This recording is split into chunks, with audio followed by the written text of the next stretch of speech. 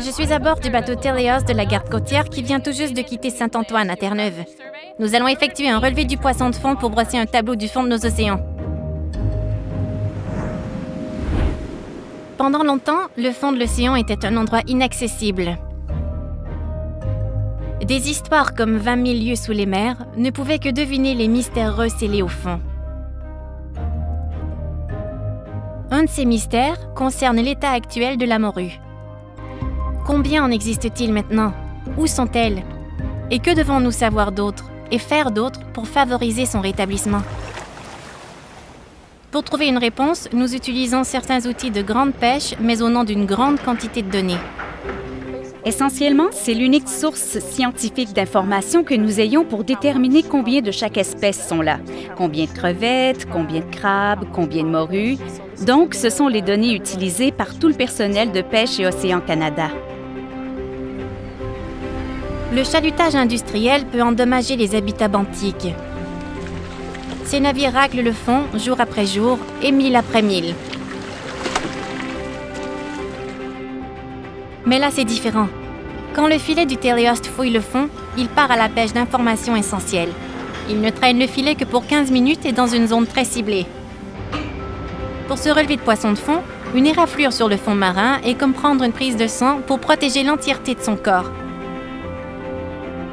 Les répercussions sur l'ensemble de l'écosystème sont plutôt faibles pour cette étude et nous pensons que les informations recueillies sur l'écosystème sont beaucoup plus précieuses.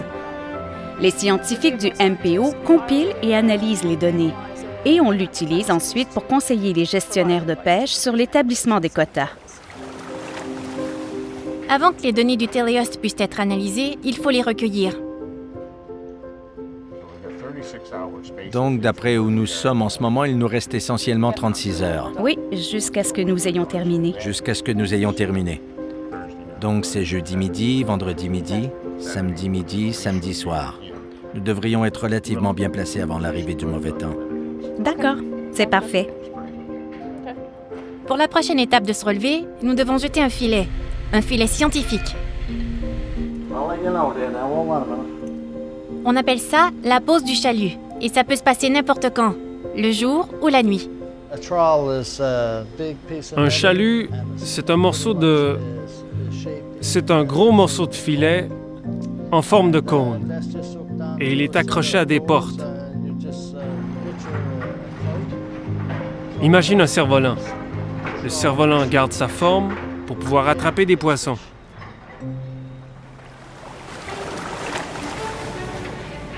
Le procédé mécanique de la pose du chalut est très élaboré. Il nécessite un travail d'équipe incroyable de la part de l'équipage et des scientifiques se trouvant à bord du Téléos. Mais ça vaut la peine quand c'est pour pêcher des données. Ici, on peut voir le filet qui descend dans la colonne d'eau. Il devrait probablement atteindre le fond à peu près ici. Il a peut-être descendu une petite pente. Maintenant, j'examine aussi la profondeur moyenne. Ici, je peux voir que la moyenne est de 282 mètres et que nous avons traîné le filet pendant nos 15 minutes. Et c'est à ce moment-là qu'ils ont embrayé les treuils pour le remonter. La coque du Téléos est maintenant remplie de nouveaux spécimens. Et ça veut dire que nous avons de nouvelles données qui pourraient nous aider à déterminer si les stocks de morues sont en train de se rétablir dans cette partie de l'Atlantique Nord. Une vue d'ensemble nécessite le rassemblement de toutes les données. C'est donc toutes les données de multiples voyages. Ils prennent ensuite ces chiffres et les entrent dans un programme d'ordinateur pour déterminer combien il y en a, si ça monte ou si ça descend. Globalement, pour toutes nos divisions, nous échantillonnons par chalut dans à peu près 500 à 800 différents endroits. Nous avons fait beaucoup de progrès dans l'étude de ce qui se trouve sous la mer, au fond de l'océan. Mais il reste encore beaucoup à faire. Comme tu peux voir, nous filons à 11,3 nœuds. Et la prochaine station est à 22 000 de distance. 22 000. Où? À 20 000 lieues sous les mers.